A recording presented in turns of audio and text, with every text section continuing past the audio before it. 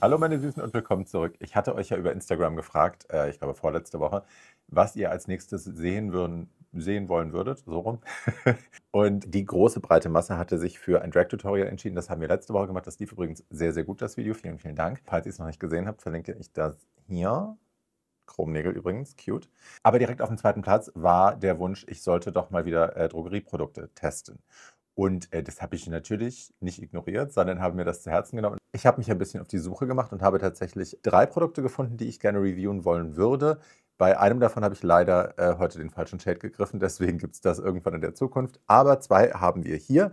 Und zwar ist das einmal die neue Maybelline Superstay 30 Stunden Lumi Matte Foundation. Über die wird gerade sehr, sehr viel gesprochen im Internet. Und wir haben eine, zumindest für mich neue, ich glaube, neu ist sie nicht, Mascara, nämlich die Essence Call Me Queen Waterproof Dramatic False Lash Effect. Das ist, glaube ich, die Weiterentwicklung der Lash Princess, die ich ja, wie ihr bestimmt wisst, schon viele, viele Jahre sehr gerne benutze, vor allem auch für mich selbst. Ich vermute mal, die Elevation von Princess to Queen heißt, dass die jetzt dramatischer ist, doller ist. We will see. Zunächst mal zu der Foundation. Die gibt es ja schon eine ganze Weile. Ne? Die ist jetzt kein super, super neuer Launch, aber ich glaube, vielleicht haben sie eine Shade Range Erweiterung gemacht. Ich weiß nicht, warum jetzt gerade aktuell alle über die Foundation reden, aber it's happening. Und ich habe mir ein paar Videos angeschaut, bevor ich sie selber in der Hand hatte und habe überlegt, an was sie mich erinnert. Und zumindest die Claims erinnern mich sehr an einen anderen Favoriten dieses Kanals, nämlich die Anastasia Beverly Hills Impeccable Foundation. Die Claims sind erstmal vielversprechend. Ne? Es heißt, also wie gesagt, up to 30-hour Wear Time. Das heißt, man kann sie bis zu 30 Stunden sieht sie angeblich gut aus auf dem Gesicht, wenn man sie trägt. Das glaube ich natürlich nicht. Das will ich mir gar nicht vorstellen, in was für einer Situation ein Mensch sein muss, damit eine Foundation auf 30 Stunden Wear-Time getestet werden könnte. Aber es ist ja erstmal nur ein Claim. Und diese Claims sind immer erstmal auch Hallo Aufmerksamkeit. Ne? Wir versprechen hier was, ob das wirklich stimmt. Who the fuck knows and who the fuck cares, honestly. Was die Foundation uns sagen will, ist, ich werde lange halten in deinem Gesicht. Wenn du mich da drauf tust morgens und dann zur Arbeit gehst, bin ich abends noch drauf und sehe auch noch gut aus. Das ist der Claim. Das werden wir heute testen. Ich werde mir ein kleines Gesicht malen mit der Foundation. Und ich habe einen etwas längeren Tag vor mir. Ich muss einkaufen, ich muss ein paar Sachen machen, ich muss noch ein anderes Video filmen mit dem Look. Ich hoffe also, es sieht gut aus. Und dann komme ich heute Abend wieder und zeige euch in all honesty, wie das aussieht. Kein Filter, kein Nothing. So, ich lese kurz vor, was die Foundation noch so alles claimt zu können. Das langanhaltende Maybelline New York Superstay Lumi Matte Make-up sorgt für einen ultrafrischen Look. Die zartschmelzende Formel ist vegan, wurde mit Aminosäure angereichert, enthält mit der Haut verschmelzende Pigmente und sorgt für ein luftig leichtes Tragegefühl. Dank der innovativen Airflex-Technologie. Nie wieder ein fahler Teint mit der lichtreflektierenden Foundation für ein mattes Finish mit leichter Stahlkraft. Strahlkraft. Das ist natürlich erstmal verwirrend für einige von uns, die sich denken, matt und Strahlkraft, wie passt das zusammen? Klingt jetzt für viele vielleicht erstmal verwirrend, aber so crazy ist es gar nicht. Das heißt einfach nur, dass die Foundation einerseits die Vorzüge hat einer mattierenden Foundation, nämlich, dass sie unsere Ölproduktion möglichst unter Kontrolle hält, dass sie nicht zusätzlich noch dazu beiträgt, dass wir öliger aussehen über den Tag, aber dass sie im Gegenzug zu vielen matten Foundations, die wir von früher so kennen, die halt wirklich matt waren und hässlich waren, die sich an Poren rangehängt haben, an Falten, an Unreinheiten, an Trockenheitsfältchen, an all diesen Dreck und dass sie im Gegenteil das sogar schafft, dass wir eben nicht tot und eindimensional aussehen, sondern dass wir so eine leichte Radiance bekommen, die nicht speckig ist. So. Bei Vorteilen steht nochmal matte Foundation, mattes Finish, leichte Strahlkraft, langanhaltendes Make-up, luftiger Tragekomfort ohne abzufärben, dank Airflex-Technologie. Es gibt keine Foundation, die nicht abfärbt, gibt es einfach nicht. Also selbst wenn du dich tot sprühst mit Setting Spray und mit Sealer und was weiß ich, sobald du einmal reibst, wird immer irgendwas runtergehen. Die Frage ist, wie viel und wie schnell. Bei der Anwendung sagen sie uns, wir sollen die flüssige Maybelline Foundation auf das gereinigte Gesicht mit einem Make-up-Pinsel, den Fingerspitzen oder einem Beauty-Blender auftragen. Das machen wir. Dabei nicht auf der Haut verreiben, sondern sanft einklopfen. Auch das machen wir. Für eine höhere Deckkraft kann das Make-up in mehreren Schichten aufgetragen werden. Alright, fine. So, ich werde jetzt keinen Primer oder sowas drunter machen. Ich will wirklich, dass wir die Foundation sehen, wie sie auf der Haut reagieren wird. Ich habe Skincare natürlich vorher gemacht. Ich habe mich verschiedene Serien aufgetragen, Toner, bla bla bla und auch eine Creme. Meine Haut ist ein bisschen gestresst momentan. It is what it is. Aber ja, wir versuchen es jetzt mal. Ich schüttle die und höre dabei, dass sie auf jeden Fall flüssig ist. Das ist keine dicke Foundation. Die hier hört man nicht beim Schütteln, weil die wirklich thick ist. Das hier ist dünner. Ich habe hier den Shade 126. Das kann man vielleicht sagen, die könnten ihre Untertöne besser klassifizieren auf der Website und überhaupt im Internet. Also ich habe gesucht, Light, Medium, Cool mit der Foundation und ich hätte mich durch was weiß ich wie viele Reddit-Foren klicken müssen, um das richtige Match zu finden. Und das sollte eigentlich direkt auf der Website erkennbar sein, ne? Sowas ist nervig. Gut geschüttelt haben wir. Ich mache jetzt hier mal einen Pump drauf oder zwei. Auf jeden Fall deutlich flüssiger als die Anastasia. Jetzt gucken wir mal, wie die Farbe ist. Ein bisschen zu gelblich für mich, aber schon okay. Keinen großen Geruch.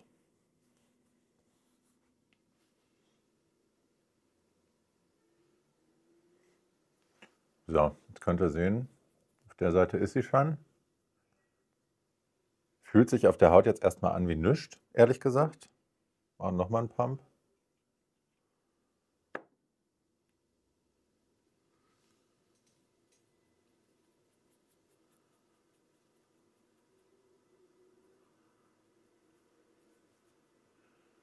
Also ich muss sagen, es ist auf gar keinen Fall ein Dupe für die Anastasia Foundation. Die Anastasia verhält sich komplett anders auf der Haut. Die blurrt deutlich mehr, hat auch mehr Coverage.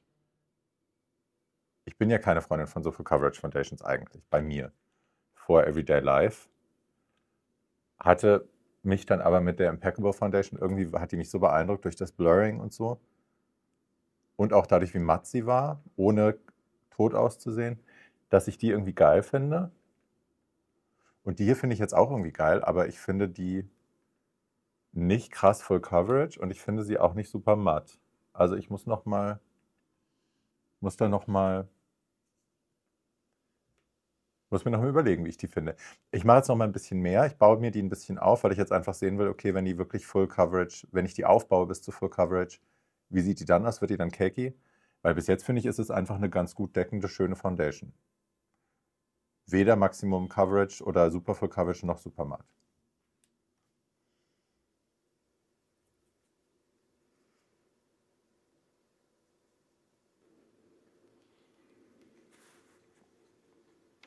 Also ja, stört mich nicht. Also ich bin jetzt kein Superfan. Ich sage jetzt nicht, oh mein Gott, das ist die beste Foundation, die müsst ihr kaufen. Ihr seht das Finish. Es ist eigentlich matt mit ein bisschen Lumineszenz, mit ein bisschen Radiance, yes. Überall so kleine Fussel. Was soll das? Ich mache jetzt mal den Rest meines Make-ups, also Concealer, Bronzer, Contour, Blush. Und dann melde ich mich noch mal kurz bei euch, bevor ich das Haus verlasse tatsächlich. Und dann sehen wir uns heute Abend wieder. Aber ich mache jetzt erstmal Full Face fertig und dann schauen wir uns das an. So, ich habe jetzt alles gemacht, außer zu pudern und Mascara aufzutragen. Das Bürstchen sieht auf jeden Fall kürzer aus. Ich würde auch sagen, dass wir hier oben an der Spitze hier auch nochmal Bristles haben. Das ist ganz gut, wenn man hier unten so ein bisschen näher ran will. Ich mache mir jetzt mal hier alles ab, was mich stören könnte. Was ich jetzt schon sagen kann, ist, dass sie thicker ist als viele andere Mascara. Ganz oft, wenn ich eine Mascara neu aufmache, ist sie mir erstmal zu flüssig und ich lasse eine Weile offen stehen, kein Witz. Einfach, dass der Sauerstoff die ein bisschen abbinden kann. Das brauche ich bei der hier, glaube ich, nicht. Die wirkt jetzt schon thick. So. Ich nehme jetzt mal einen kleinen Spiegel und dann gehe ich mal ans Auge. Okay. Ich hatte irgendwie mehr Drama erwartet. Was ich bekommen habe, ist super schöne, feine Definition.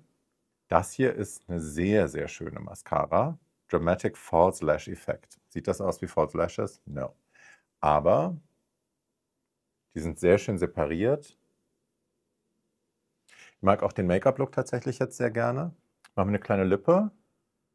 So, zur Shade Range. Das Research, was ich gemacht habe, war größtenteils von amerikanischen, US-basierten InfluencerInnen. Die haben von 24 Shades gesprochen. Auf dem deutschen Markt sind 13 gelandet. Und die Shade Range ist sehr, sehr, sehr, sehr, sehr überschaubar, muss ich sagen, die wir hier haben. Das ist ärgerlich. Das ist auch gerade bei einem Haus wie Maybelline, die sind groß genug, die können es sich leisten, auch auf den deutschen Markt ein paar mehr Shades zu schieben, auch wenn die Durchschnitts-Anita und der Durchschnitts-Egon vielleicht diese Farben nicht brauchen. Es muss inklusiv gedacht werden. Mich kotzt das so an, dass ein Gigant wie Maybelline es nicht schafft, eine gescheite Menge Shades auf den deutschen Markt zu schieben, ist blamabel. Let's just say that and be honest with it. Und selbst die 24 Shades für den amerikanischen Raum sind zu wenig. Die Maus ist zu kaufen für 14,99, glaube ich, habe ich gezahlt bei Rossmann. Ihr bekommt 35 Milliliter, das ist eine ganz gute Menge. Was hat die Anastasia? Ich glaube, die hat auch 35. Ja, sowas in der Art. I will say, was den Dupe-Faktor angeht, wir hatten das ja vorhin schon mal angerissen, ist sie ein Dupe für die Anastasia mit dem schmutzigen, mit den Fingerabdrücken auf dem Deckelchen? Yes or no? Ich würde sagen, nach der zweiten Schicht eher als nach der ersten. Nach der ersten habe ich gedacht, auf gar keinen Fall. Jetzt sehe ich auf jeden Fall ja. Coverage ist vergleichbar, Finish ist wohl vergleichbar. Auch der Flakon ist jetzt nicht super, super unähnlich. Ne? Das ist auch ein schmales Rectangular Dingelchen. So. 14,99, irgendwas um die 70. Also, oder? 50? I don't even know. Deutlich teurer auf jeden Fall, aber auch deutlich besser bis jetzt, muss ich sagen. Die hier ist auf jeden Fall more blurring. Ne? Also die, würde ich sagen, hat so gut wie keinen oder gar keinen Blur-Effekt auf meiner Haut. Das macht die auf jeden Fall deutlich mehr und besser und schöner. Wenn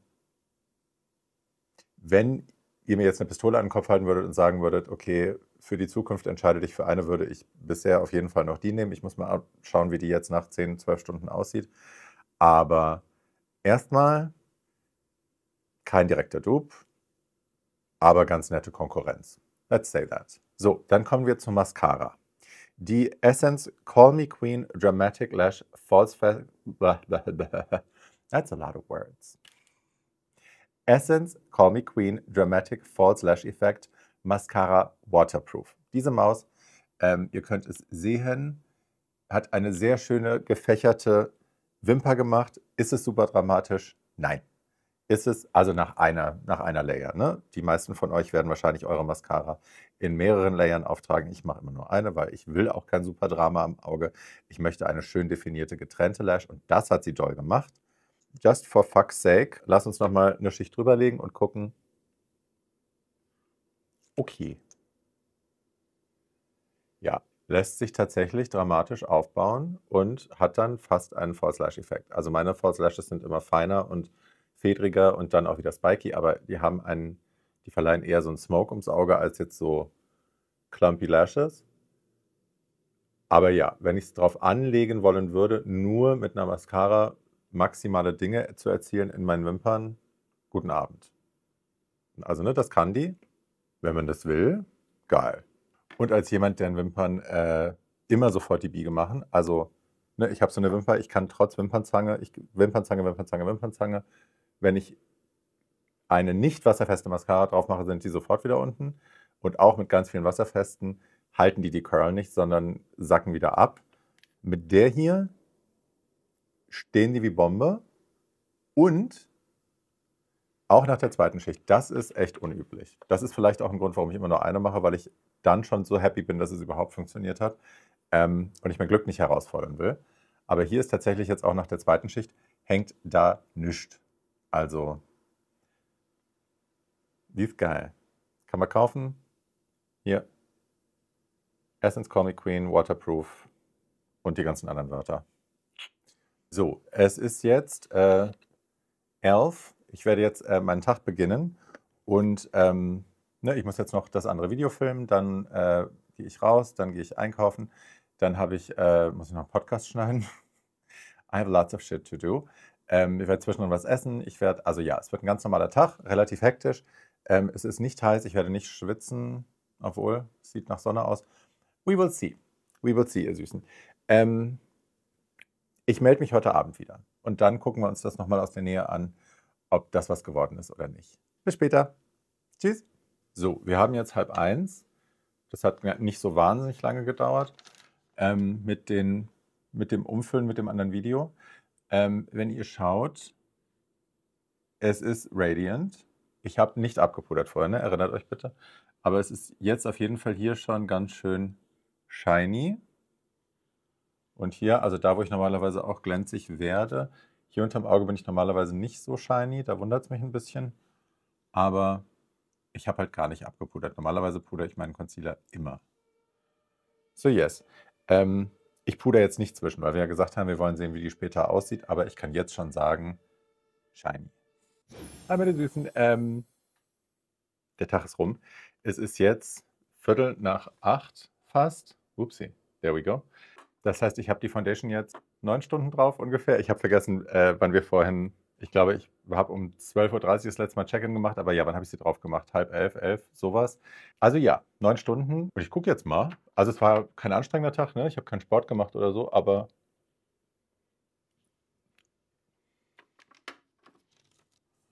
gucken Sie mal. Das sieht ganz schön gut aus. Also, seriously.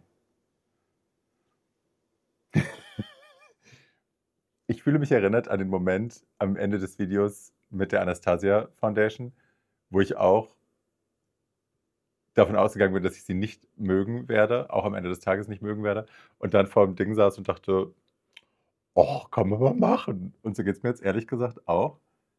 Ich finde, durch diese leichte Luminosity, die die hat, die sie ja haben soll, also sie hat mein Öl echt ganz gut unter Kontrolle gehalten. Ich habe nicht gepudert, die ganze Zeit nicht. Und schaut, that's fine. Es hat sich nichts aufgelöst. Es ist nichts hier in die Lachlinie, in meine Smilelines hier reingekrochen. Auch das ist nicht passiert. Und diese leichte Radiance, die sie hat, sorgt dafür, dass ich nicht flach aussehe, sondern wie ein gesunder Mensch. So yes, I like her. Und also, ne, mal Hand aufs Herz. Ich weiß nicht, ob sie ein Dupe-Dupe ist für die Anastasia Beverly Hills. Fakt ist, die hat super gute Coverage, die hat ein wunderschönes Finish, sie hat den ganzen Tag gehalten, sie ist nirgendwo hingerutscht, sie braucht kein Puder, was für reifere Haut auch schön ist, ne, wenn man nicht noch Puder draufpacken muss, was eventuell dann wieder Falten betont und so. Also großes Plus, großer Daumen hoch von mir, auch für reife Haut, weil obviously it doesn't look shit. Und ich habe reife Haut. Ich will noch mal kurz durch die Claims durchgehen und die einmal noch ein bisschen einordnen. Also, auf der Plusseite, wir haben eine echt langanhaltende Foundation, wir haben eine schöne Coverage, wir haben ein schönes Finish bei einer hohen Coverage. Wir haben einen mega guten Price Point, 15 Euro ist echt machbar. Sie ist parabenfrei, sie ist duftneutral, sie ist alkoholfrei, sie ist vegan, ölfrei, also ne, alles gut. Cruelty-free ist sie wohl nicht. Ich habe geschaut. Ich blende hier mal kurz einen Screenshot ein. Es gibt eine Website, wo man Foundations miteinander vergleichen kann. Ich habe sie verglichen mit der Anastasia und die sind auf jeden Fall anders formuliert. Also es ist nicht so, wie das manchmal so ist, dass du eigentlich das gleiche Produkt bekommst, nur in einem anderen, äh, in einer anderen Verpackung. That's not the case. Also es ist auf jeden Fall unterschiedlich. Sie ist silikonbasiert hier. Ne? Dimethicone ist, glaube ich, die zweite Ingredient schon auf der Liste.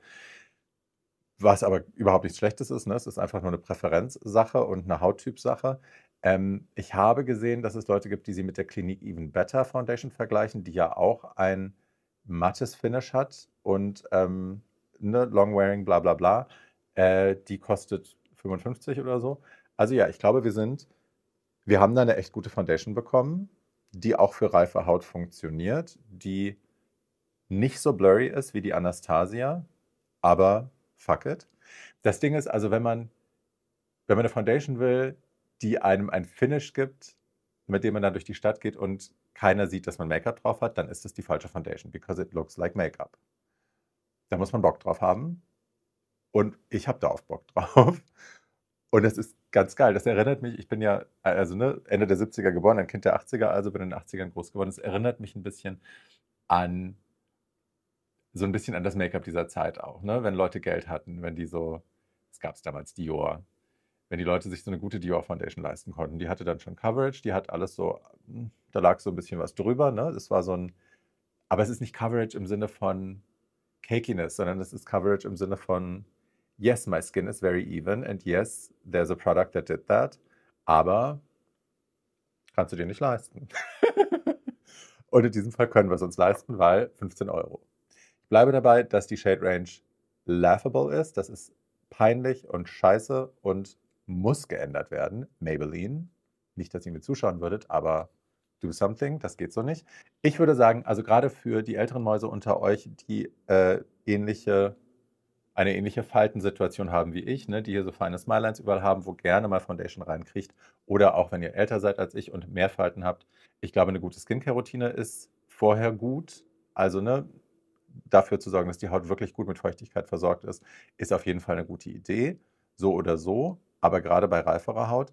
Aber ich glaube, selbst wenn ihr trockene Haut habt, trockene, reife Haut, ich glaube, selbst dann könnte die funktionieren, weil diese Luminosity auch dafür sorgt, dass das eben nicht stumpf aussieht und bröselig und ich. So yes, I'm gonna recommend it. Ich sage euch, die könnt ihr kaufen, wenn ihr Bock habt auf Coverage, wenn ihr Bock habt auf ein schönes Finish, wenn ihr Bock habt auf eine Foundation, die auch am Ende des Tages wirklich noch gut aussieht, because she fucking does, dann Recommendation. Und wenn euer Skin Tone dabei ist, because yes. So, das haben wir gemacht. Ihr Süßen, ich wünsche euch eine wunderschöne Woche. Wir sehen uns nächsten Sonntag wieder, wenn ihr Bock habt. Wenn euch das gefallen hat, dann bitte liken, kommentieren, teilen. Jedes bisschen, was meinem Algorithmus hilft, was hilft, das Ganze hier ein bisschen zu pushen. Dafür bin ich dankbar. Empfehlt mich euren FreundInnen. Sagt gerne Leuten Bescheid. Mensch, wusstest du schon, die Bärbel macht geile YouTube-Sachen? That's me. Ne? Und bis dann. Tschüss. Ich werde heute nicht schlafen können. Ich habe diesen Energy Drink vorhin getrunken. Rockstar Energy Drink. Noch nie getrunken, hat die Gloria bei mir im Kühlschrank stehen lassen. Und meine Fresse. 15,5 Milligramm pro Dose Koffein. Oder 155. I'm not sure. Es fühlt sich eher an wie 155. In diesem Sinne verabschiede ich mich. Bis nächste Woche. Tschüss.